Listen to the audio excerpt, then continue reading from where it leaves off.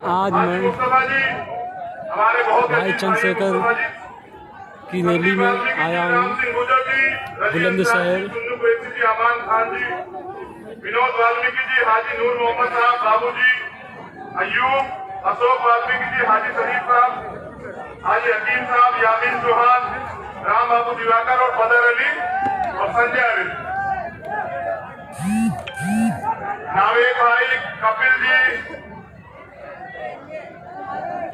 कोई बचा नहीं है। यहाँ की जिले की कमेटी, नीतू भाई, तारिक परवेज साहब, यहाँ की पूरा जिला कमेटी, प्रीतम भाई और उनके तमाम साथी, संजीव वाल्मीकि जी,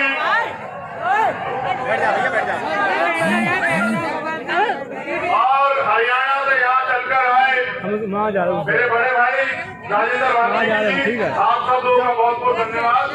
और उन तमाम कार्यकर्ता पदाधिकारियों का धन्यवाद जो दूसरे जिले से यहाँ संघर्ष कर रहे हैं कमेटी बनाने में। अब मेरा समय, किसका समय है? अब आप आपस की बातचीत को छोड़ दें, जो जहां बैठा है परवाह न करें, क्योंकि अगले 20 मिनट अगर आपने ईमानदारी से मेरी बात को सुना तो मैं गारंटी देता हूं कि आने वाला कल जो है नौजवानों के लिए सुनहरा होगा। मेरी बात को याद रखना, समझिए। मैं धन्यवाद देता हूं मातृशक्ति का कि हमारी माता बहनें भी यहाँ बैठी हैं। मैं आपका खून हूं, आपके ऋण को जो है चुकाऊंगा, आपको निराश नहीं करूंगा। देखिए, जो वर्तमान की सरकार है ना, इन्होंने वादे तो बहुत किए हैं और ये वादों में आई है, सिर्फ वादों की सरकार है, भाषण भी नहीं सरकार में और कोई नहीं है। इन्होंने कहा युवाओं को रोजगार देंगे, मगर सरकारी नौकरियां इन्होंने सारी रोक दी है। इन्होंने कहा महंगाई कम करेंगे, प्याज 100 रुपए किलो। आज आप पीछे की छोड़ दीजिए, आज पे देखे प्याज 100 रुपए किलो, क्योंकि इन्हें पूंजीपतियों का भला करना है। इन्होंने कहा भ्रष्टाचार खत्म कर देंगे। तमाम यहाँ जिम्मेदार लोग बैठे हुए हैं, कोई थाना हो, कोई कचहरी हो, कोई सरकारी दफ्तर हो, बिना घूस के काम होता है क्या? ये भ्रष्टाचार को मिटाने वाले लोग खुद से भ्रष्टाचारी हैं। जनता के लिए इनके पास पैसा नहीं है, लेकिन अगर विभाग खरीदने हो तो इनमें 50 करोड़ 100 करोड़ रुपए बहुत आसानी से आ जाते हैं। जितना शोषण आम जनता का हुआ है ना, उतना ही शोषण उत्तर प्रदेश पुलिस का भी सरकार में हो रहा है। आपने देखा कानपुर में 8 वो पुलिस वाले जो हमारे लोग की सुरक्षा करते हैं, 8 पुलिस कर्मियों को मार दिया जाता है। ये प्रदेश की कानून व्यवस्था है। यहाँ कोरोना काल में भी जातिगत अत्याचार लगातार चले हुए, पूरे प्रदेश में बहनों के साथ बलात्कार होते हैं, हत्याएं होती है, सरकार चुप्पी थाम के बैठी रहती है। कहते हैं कि लोकतंत्र में जनता की सरकार होती है। सारे किसान जो हैं वो चिल्लाते हैं कि हमें किसान विरोधी अध्यादेश नहीं चाहिए, बिल नहीं चाहिए, लेकिन उन्होंने जबरदस्ती मार्शल खड़े करके वो बिल लागू करा दिया। ये सरकार जो तमाम वर्गों के विरोधी है और अपने आप को अगर बचाना चाहती है तो राष्ट्रवाद की बात करती है। ऐसी सरकार को सत्ता में बने रहने का कोई अधिकार नहीं। मैं आपका ध्यान हाथरस लेके जाना चाहता हूं। हाथरस की बहन का के साथ जो जाति वो खुले तो नहीं हो आप लोग? जिस तरह से सरकार के इशारे पे पहले बहन को न्याय नहीं मिला, उसका इलाज नहीं हुआ, फिर उसकी जान चली गई, जिस तरह से कचरे की तरफ का सब जलाया गया, इस जलाने वाली सरकार को भूल जाओगे आप लोग? देखिए, चीजें बहुत साफ है। परसों मेरी परिवार से बात हुई थी। उस परिवार ने, जो मेरा परिवार है, मुझ पर भरोसा दिखा और कहा कि हम अपने बेटे के साथ जाना चाहते हैं। उनकी सुरक्षा और उनके बेटे के रिश्ते के बीच में सरकार खड़ी है, जो नहीं चाहती कि पीड़ित परिवार वहां से जाए। परसों मेरी बात हुई, परिवार ने मुझे बताया कि भैया एक एसडीएम महोदया है, वो आती है, वो कहते हैं न्याय चाहिए। सुनिए गौर से, अगर न्याय चाहिए तो सरकार ने 25 लाख रुपए की मदद की है, वो वापस कर दो। और ये बात वो 2 बार बोल चुके जाके वहां ऐसी निकम्मी झूठी जातिवादी मानसिकता रखने वाली, एक जाति को बढ़ावा देने वाली सरकार को लोकतांत्रिक सरकार बिल्कुल नहीं कहा जा सकता। इन्होंने लोकतंत्र की हत्या कर दी है। ऐसी सरकार को सत्ता में बने रहने की जरूरत नहीं है। मुख्यमंत्री को उत्तर प्रदेश नहीं समझ रहा है। यहां दलितों के साथ बड़ी आबादी में मेरे गुर्जर समाज के भाई भी आए हुए हैं। और मैं अभी जब आ रहा था ना, ये पुल है, किस तरफ है वो पुल, ये सामने यहां एक बोर्ड लगा हुआ है काला आम का। जब 1857 की क्रांति शुरू हुई, धन सिंह कोतवाल गुर्जर जी के नेतृत्व में, आप विश्वास कीजिए कि 100 से ज्यादा धन्यवाद अदा करता हूं। अब मेरा एक सवाल जो है ना, वो बहुत जरूरी मेरे मुस्लिम भाइयों से। लोगों को मुसलमानों का नाम लेने में शर्म आती है, वो अल्पसंख्यक बताते हैं, माइनॉरिटी की बात करते हैं। मैं आपसे पूछना चाहता हूं, ये जो तमाम नेता आपके बीच वोट मांगने आ रहे हैं, सीए एनपीआर एनआरसी पे कहां थे लोग? जब सीए एनपीआर एनआरसी पे यहाँ 20 कत्ल हुए थे, उत्तर प्रदेश की पुलिस ने सरकार के इशारे पे उत्तर प्रदेश के अंदर किया था। जिस दिन मैं जमा मस्जिद की ऐतिहासिक सीढ़ियों पे आपके लिए लड़ रहा था, उस दिन 20 कत्ल हुए थे। एक नेता आपके घर आया हो,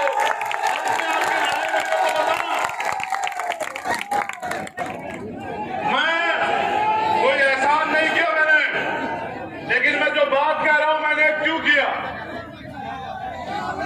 जब परम पूज्य बाबा साहब अम्बेडकर इस देश में संविधान सभा जाने के लिए चुनाव लड़ रहे थे, तो जब मनुवादियों ने उनको हरा दिया, तो इस देश के मुसलमान भाइयों ने अपनी सीट खाली करा के खुलना से उनको मेंबर ऑफ पार्लियामेंट जिताकर भेजा। उसके बाद उन्होंने संविधान लिखा।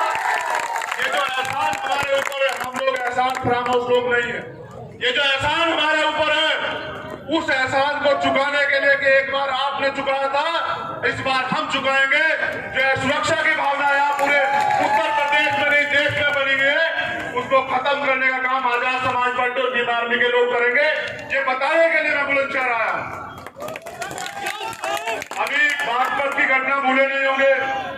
देखिए, देश में मैं संविधान की बात करता हूं। इस देश में संविधान है और संविधान में आर्टिकल 25 और 26 है, जो सबको धार्मिक आजादी देते हैं, चाहे हिंदू हो, मुसलमान हो, सिख हो, बौद्ध हो, पारसी हो, जैन हो, कोई भी हो। लेकिन अभी सिर्फ अपना राजनीतिक एजेंडा सेट करने के लिए बागपत में एक दरोगा जी हैं, उन्होंने खत रख लिया था सुन्नत। कप्तान साहब ने कहा कटवानी पड़ेगी। मैं ये पूछता हूं, ये कौन सा कानून है जो किसी को बेबस करता है?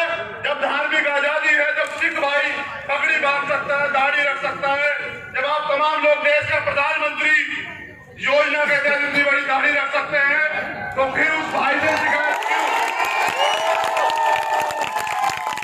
देखो, कारण बताता, उनको लगा कि मुसलमान विरोध करेगा, लेकिन यहाँ का मुसलमान बहुत समझदार हो चुका है।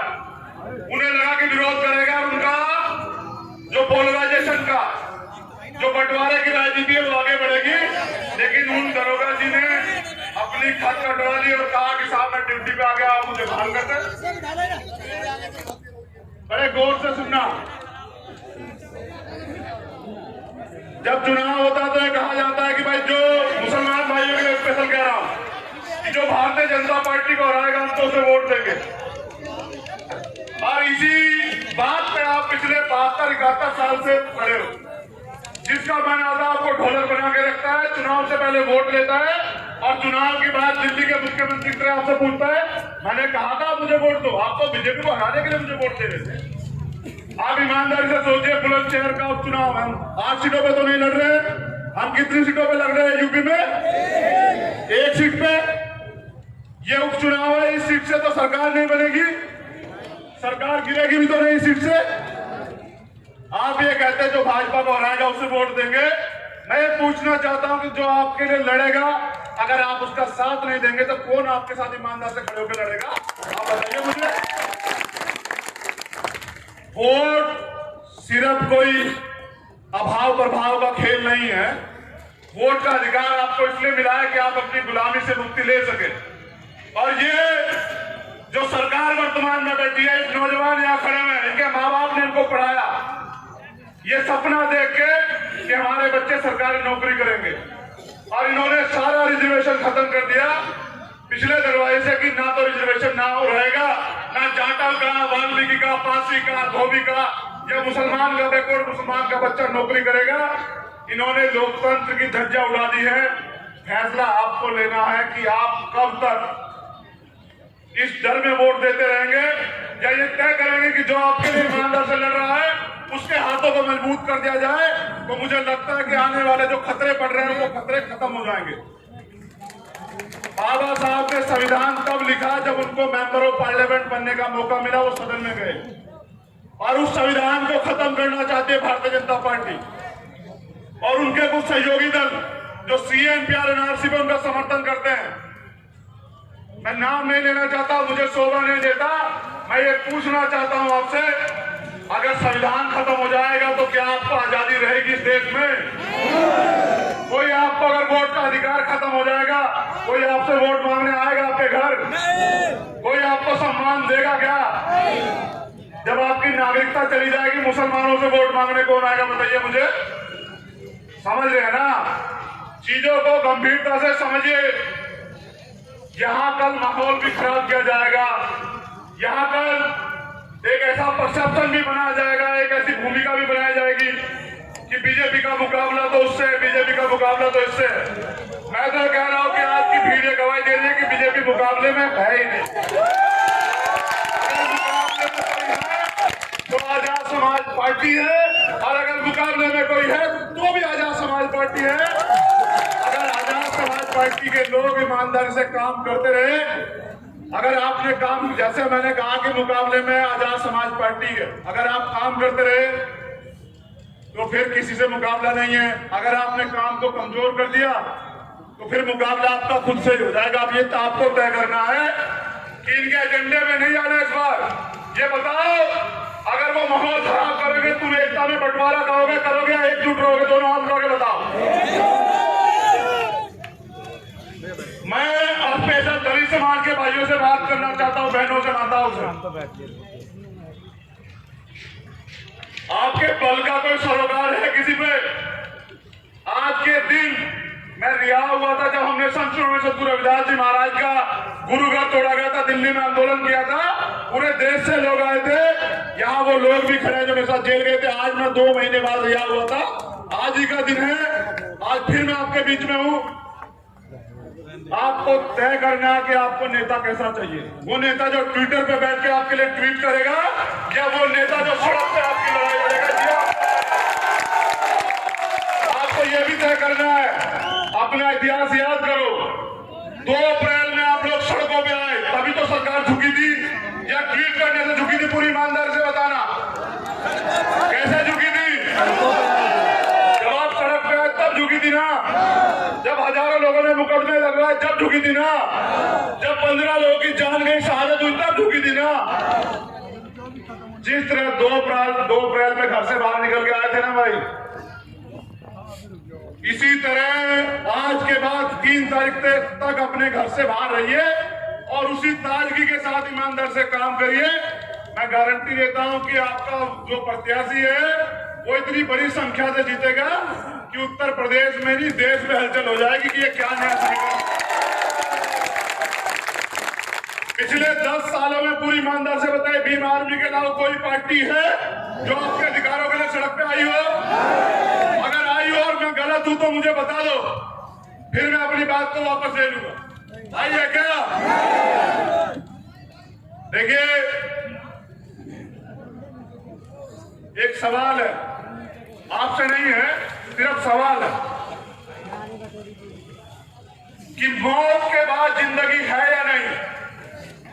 सवाल यह है कि मौत के बाद जिंदगी है नहीं, और सवाल यह है कि जिंदगी से पहले आप, मरने से पहले आप जीवित थे या नहीं।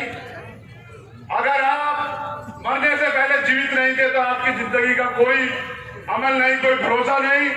मैंने बचपन में बाबा साहब की एक लाइन पढ़ी मुझे एक सेंटेंस मैं आपसे शेयर कर रहा हूं, सुनना चाहेंगे आप उस लाइन को? कि जिंदगी जीना कोई बड़ी बात नहीं है, जिंदगी जीना कोई बड़ी बात नहीं है। बड़ी बात क्या है कि स्वाभिमान से जीना। किससे जीना?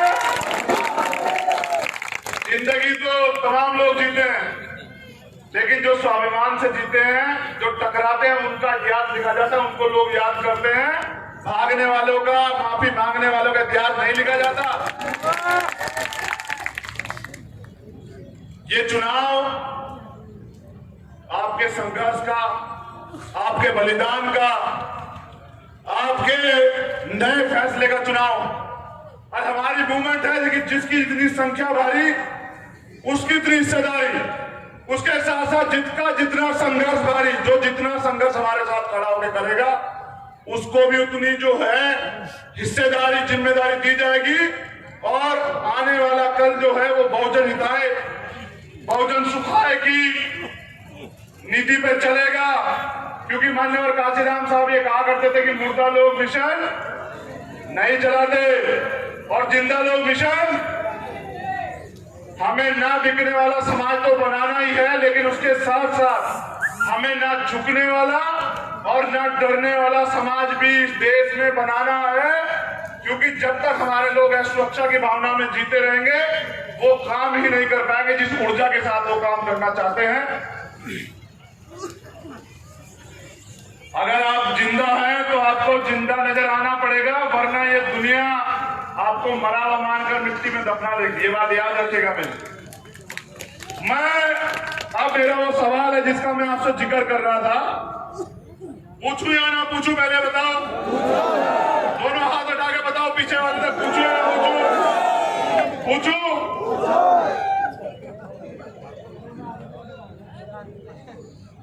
हर एक नौजवान के, जो नौजवान खड़े थे, उनके सपने, और ऐसे ही सपने थे मेरे कि पढ़ लिख के बाबा साहब के संविधान में जो अधिकार दिए, मैं कोई नौकरी करूंगा और उससे अपने परिवार की और समाज की सेवा करूंगा। लेकिन समय बदलता चला गया। जो मैंने सेंटेंस आपसे कहा कि स्वाभिमान से जीना, और जो अत्याचार, जुल्म, ज्यादती मैंने देखी, चाहे वो हरियाणा में हुई हो, या रमन वाल्मीकि भाई की हत्या की गई हो, या और तमाम मामले हो, चाहे बुलंदशहर इस बात का गवाह है कि जब यहाँ भूड़ चौराहे के पास एक हमारी बहन को और उसकी मौसी को जो है गाड़ी से कुचल दिया गया था, मैं यहाँ आया था। आप लोगों को याद होगा, बुलंदशहर के लोगों के ध्यान में होगा, मैंने प्रशासन को कहा था कि ऐसे गुंडों अपराधियों को समझा दो। लेकिन क्योंकि अगर हम सत्ता में आ गए तो हम सब जाना जानते हैं, जो अधिकारी कर्मचारी हमारे लोगों को सरकार के इशारे पे, मैं उनको भी बता देना चाहता हूं कि ये सत्ता है, बदलती रहती है। आपको नौकरी यही करनी है, प्रदेश छोड़ के आप नहीं भागोगे भाई, यही रहोगे। जो कानूनी काम है वो करो, गरीबों को मत सताओ। जिस उम्र में क्रिकेट का बल्ला एक नौजवान के हाथ में होता है ना, जब वो दोस्तों के साथ, परिवार के साथ मौज मस्ती करता घूमता है, उस उम्र में हथकड़ियां लगी है आपके भाई को। कोई ऐसा दर्द, कोई ऐसा सितम, पुलिस की लाठियां, कोई ऐसा जगह नहीं है इस पीठ पे जो ना हो। और ये लाठियां उनसे खाई है जिनसे समझौता नहीं हो सकता है, क्योंकि संघर्ष उनसे ही है। मैं जानना चाहता हूं क्या मेरे संघर्ष की कोई कीमत है या नहीं है? जो लाठियां मैंने खाई और जो मैंने निर्णय तब लिया कि अब किसी नौजवान को लाठी ना लगे, तो मुझे अपने समाज की राजनीति करने मजबूर करनी है, उनको मजबूत करके उनको सत्ता में स्थापित करना है। इतने दिन का जीवन देखा आपने मेरा, मेरी एक गलती आप बताइए कि आपने स्वाभिमान के साथ यहां समझौता किया, चमचेकर आपने गुनाह किया। अगर आप एक गलती बताएंगे, मैं पूरी जिम्मेदारी के साथ कह रहा हूं कि जिसको रोका नहीं जा सकता, जिसकी सफलता को रोका नहीं जा सकता, उसके ऊपर सिर्फ आरोप लगाया जा सकता है। मैंने चैलेंज किया था अभी योगी राम जी को भी, जो उत्तर प्रदेश के मुख्यमंत्री हैं। जब हाथरस का मामला हुआ, उन्होंने कहा कि 100 करोड़ की फंडिंग हुई है, 100 करोड़ की फंडिंग हुई माहौल बिगाड़ने की। मैंने कहा कि अगर आपने 1 लाख रुपए मेरे अकाउंट में दिखा दिए, मैं एक ईमानदार दलित का बच्चा हूं, जाटव का बच्चा हूं, वाल्मीकि का बच्चा हूं, अगर 1 लाख रुपए आपने मेरी अकाउंट में दिखा दिए तो मैं आजीवन राजनीति से संन्यास ले लूंगा। अगर आप 1 रुपए का आरोप साबित कर दो तो मैं जिंदगी में समाज को शकल नहीं दिखाऊंगा। मेरा दोस्त क्या है, मैं अपने समाज से जानना चाहता हूं, अपने पूरे बहुजन समाज से जानना चाहता हूं कि मेरा दोस्त क्या किया। ये कि मैं अन्याय बर्दाश्त नहीं कर सकता हूं, मैं आपके ऊपर जुल्म ज्यादती नहीं देख सकता हूं, और मैं कभी चुप नहीं रहता। अगर ये मेरा दोस्त है तो आप सीधा आपके सामने आप मुझे गोली मारो। लेकिन अगर आप चाहते हो कि इस देश में ना बिकने वाला समाज बने और आने वाले कल में गरीबों के बच्चे भी विधानसभा लोकसभा जाए और इस देश में बहुजन समाज का राज आए, तो आपको दोनों हाथ उठा के बुलंदशहर सीट पर मुझे समर्थन करना पड़ेगा और मेरे हाथ मजबूत करने पड़ेंगे। मैं ये बात बड़ी जिम्मेदारी से कह रहा हूं। तमाम तरह के लोग आएंगे आपके बीच में और तमाम तरह की बातें करेंगे, तमाम तरह के आरोप लगाएंगे। उनसे कहना मैं आपको अपना मालिक, अपना जो है अभिभावक, अपना गार्जियन बनाता हूं कि एक कमी चंद्रशेखर में दिखाओ। आरोप तो कोई लगा लेगा, आरोप तो मीडिया के लोग तमाम लगा लेते हैं। देखा है जी, देखा आपने, जब मैंने कुछ मीडिया के चैनलों पे मुकदमा दर्ज कराया, नोटिस भेजा, तो उन्होंने कहा नहीं फंडिंग नहीं हुई है, भीम आर्मी का कोई रास्ता नहीं था। समझ रहे हैं? देखिए मैं ये बात आपसे क्यों कह रहा हूं, आप जिम्मेदार हैं। हर घर का एक सपना है। बाबा साहब ने सपना देखा था कि 1 वोट और उसकी बराबर वैल्यू, चाहे राष्ट्रपति की हो चाहे गरीब मजदूर की हो। आप मुझे बताइए कि इस लोकतंत्र में आपको क्या मिला?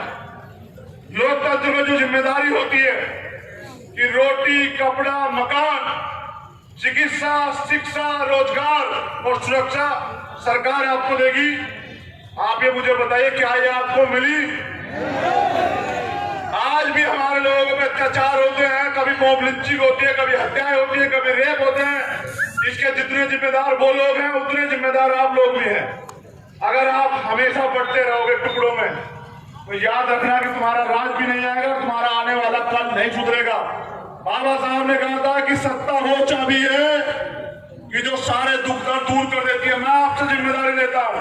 आपने लोगों को 20-20 साल दिए, 4-4 योजनाएं दी हैं। आप अपने भाई को और इस टीम को, जो तमाम लोग यहाँ बैठे हैं, ये मेरा परिवार है, ये मेरा परिवार है, आप मुझे एक मौका दो। जैसे मैंने कहा कि बुलंदशहर से सरकार ना बनेगी ना बिगड़ेगी, लेकिन आपने अगर आपकी हक की लड़ाई लड़ने वालों को मौका दिया, गुंडे बदमाशों को छोड़ के हाजी यामीन को मौका दिया। ये हाजी यामीन नहीं लड़ रहा है, ये चंद्रशेखर आजाद लड़ रहा है। अगर क्या हो यामीन साहब,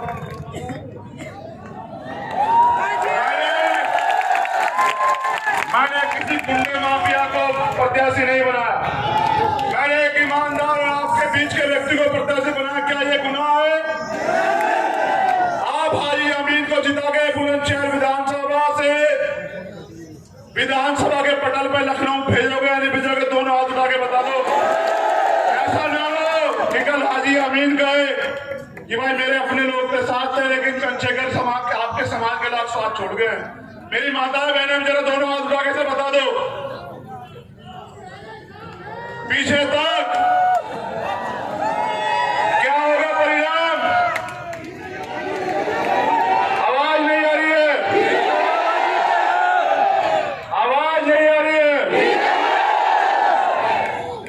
देखिए, सिर्फ सांसों का रुकना जो है मौत नहीं होती।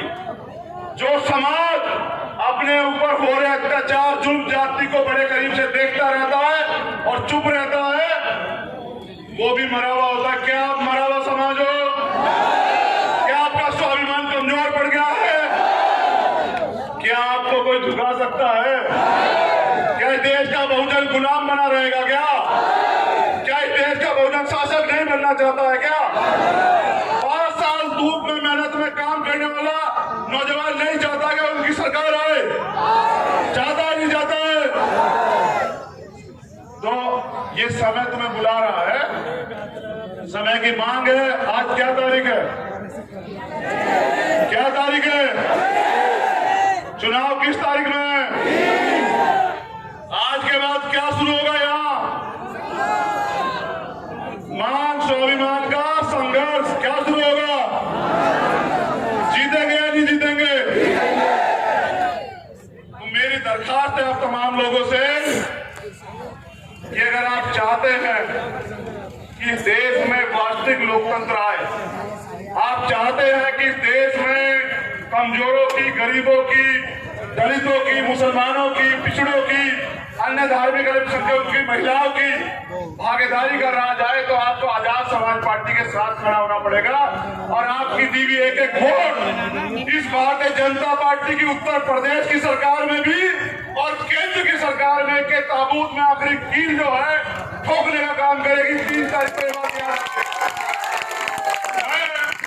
आदरणीय अध्यक्ष जी से, जो आज की सभा के अध्यक्ष हैं, कुछ नाम और भी थे क्या?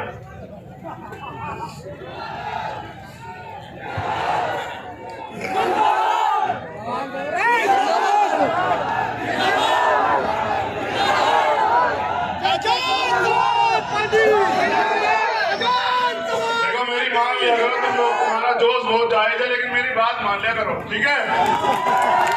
अहमद रिजवी साहब, वसीम साहब, नदीम चौधरी जी, प्रधान फुरकान जी, कामरान जी, कमलेश भारती जी। अच्छा, 5 मिनट आप लोग ध्यान से अपनी जगह पर है, कुछ ज्वाइनिंग करानी है और फिर मैं आदरणीय अध्यक्ष जी से निवेदन करूंगा।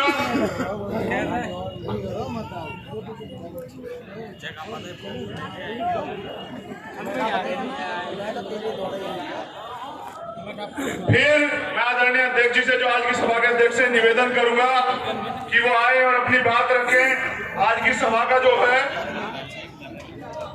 अच्छा, जो लोग ज्वाइनिंग करने वाले हैं उनका दोनों हाथ उठा के इस्तेमाल कीजिएगा। महेंद्र वाल्मीकि जी,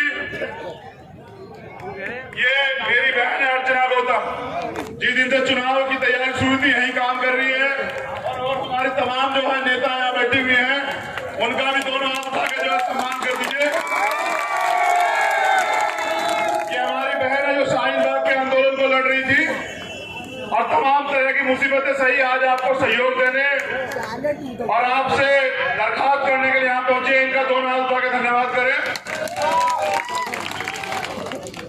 महेंद्र वाल्मीकि जी, वो आज पार्टी ज्वाइन कर रहे हैं।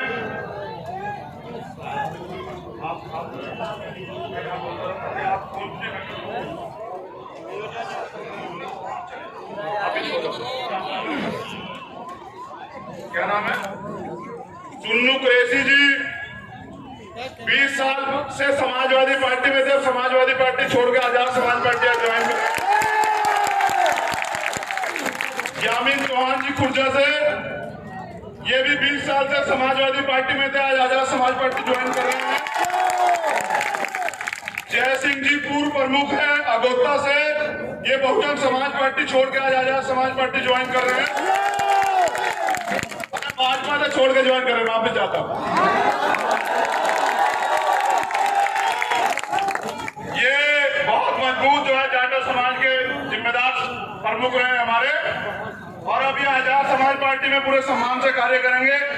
सरोज रानी जी हैं जो शिवसेना छोड़ के, नगर अध्यक्ष पद से छोड़ के जो है हमारे कमाल मुर्तजा जी हैं पूर्व जिला पंचायत सदस्य, जो बहुजन समाज पार्टी छोड़ के आज आजाद समाज पार्टी ज्वाइन कर रहे हैं। हाजी नूर मोहम्मद जी हैं, ये भी आजाद समाज पार्टी ज्वाइन कर रहे हैं। किसान यूनियन में बसपा को छोड़कर जो है कामरान साहब जो है वो आज आजाद समाज पार्टी ज्वाइन कर रहे हैं। नवाब अली जी पूर्व जिला पंचायत सदस्य, ये भी आज आजाद समाज पार्टी ज्वाइन कर रहे हैं। हाजी हकीम बुलंदशहर, ये भी आज आजाद समाज पार्टी ज्वाइन कर रहे हैं। ये इनका क्या नाम है? सिमरन मेवाती जी हैं जो बसपा महिला मोर्चा के अध्यक्ष थी, वो आज आजाद समाज पार्टी ज्वाइन कर रही है। महेंद्र वाल्मीकि जी है सुंदर पाल जाट जी हैं और हाजी इमरान जी हैं। संदीप वाल्मीकि जी भी जो है आज आजाद समाज पार्टी ज्वाइन कर रहे हैं। महेंद्र वाल्मीकि जी जो हैं, जो 4 बार विधायक रहे, उनके छोटे भाई हैं ये। और अयूब सैफी जी भी बीजेपी छोड़ के आज आजाद समाज पार्टी ज्वाइन कर रहे हैं। आज सभी मुंशी जी भी।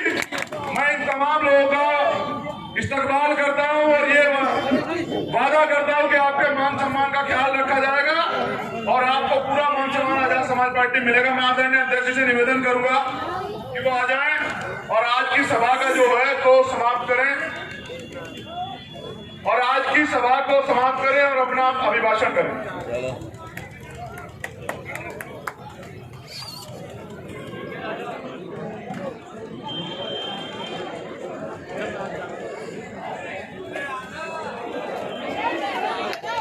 करुणा के सागर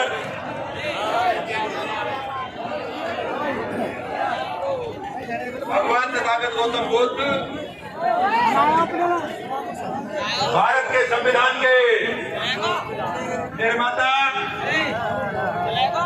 भारत रत्न परम पूज्य बाबा साहब डॉक्टर अम्बेडकर, महात्मा ज्योतिराव फूले साहब, माता सावित्रीबाई फूले जी, छत्रपति साहू महाराज जी और कमजोर समाज को, बहुजन समाज को राजनीतिक पार्टी और राजनीतिक ताकत से रूबरू कराने वाले बहुजन समाज के युग पुरुष